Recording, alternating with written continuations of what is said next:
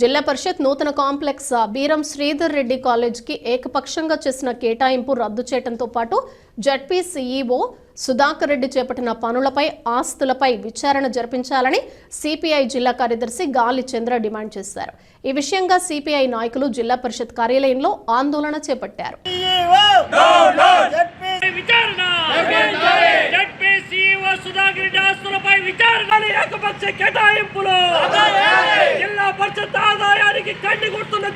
జగన్మోహన్ రెడ్డి పాలన మొదలైనప్పటి నుంచి ఈ రాష్ట్రంలో ఉన్నటువంటి విలువైనటువంటి ప్రభుత్వ భూములు ఏవైతే ఉన్నాయో వంక వాగు చెరువు రస్తా అసైన్డ్ దేవాదాయ ఇనాం వక్ఫ్ బోర్డులను ఏ ఒక్క ఆస్తిని వదిలిపెట్టకుండా ఇవాళ వైసీపీ మాటున అధికార పార్టీ మాటున అధికారులకు సంబంధించినటువంటి లోపభూయిష్టమైనటువంటి రికార్డులను బేస్ చేసుకొని ఇవాళ విలువైన ఆస్తులన్నీ ఆక్రమించుకొని అమ్ముకొని సొమ్ము చేసుకునే బ్యాచ్ను భూ మాఫియాను పెంచి పోషిస్తూ ఉన్నటువంటి జగన్మోహన్ రెడ్డి సర్కార్ తన సొంత జిల్లా సొంత ఇలాకా అయినటువంటి కడప జిల్లా పరిషత్తును కూడా ఇవాళ విలువైనటువంటి ఆస్తులను తన అనుయాయులకు తన పార్టీకి సంబంధించి తన బంధు వర్గానికి కట్టబెట్టడానికి కూడా వెనకాడడం లేదని చెప్పడానికి ఇవాళ జిల్లా పరిషత్తు అభివృద్ధి పేరుతో కడప జిల్లా పరిషత్తు ప్రాంగణంలో చేపట్టినటువంటి కాంప్లెక్స్ నిర్మాణం పూర్తి కాకుండానే అనుమతులు లేకుండా చేపట్టినటువంటి ఈ కాంప్లెక్స్ను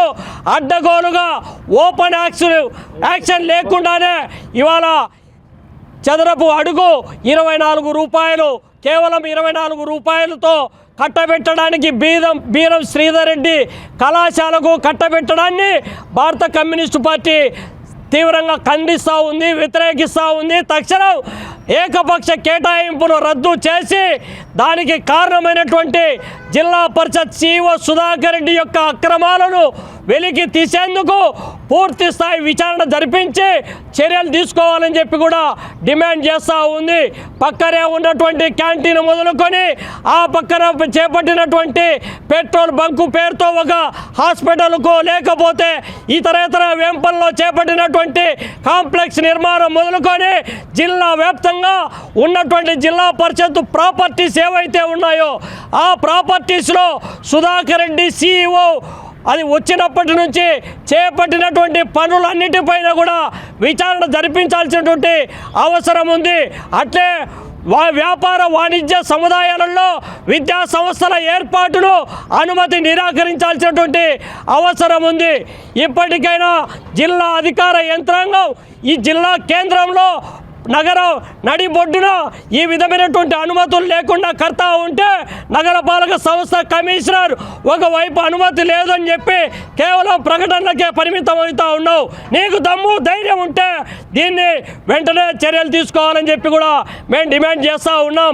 ఇప్పటికే పోలీస్ లైన్లో ఉన్నటువంటి పోలీస్ ప్రాపర్టీస్ మొదలుకొని విలువైనటువంటి ప్రాపర్టీస్ అన్నీ కూడా ఈ వైసీపీ నాయకులు అధికారాన్ని అడ్డం పెట్టుకొని ప్రాపర్టీస్ను దీపం ఉండగానే చక్కదిద్దుకున్నటువంటి చందంగా ఆస్తులను అడ్డంగా రాయించుకోవడాన్ని కూడా మేము తీవ్రంగా వ్యతిరేకిస్తూ ఉన్నాం. దీన్ని రద్దు చేసే వరకు పోరాటం చేస్తామని చెప్పి హెచ్చరిస్తూ ఉన్నాం.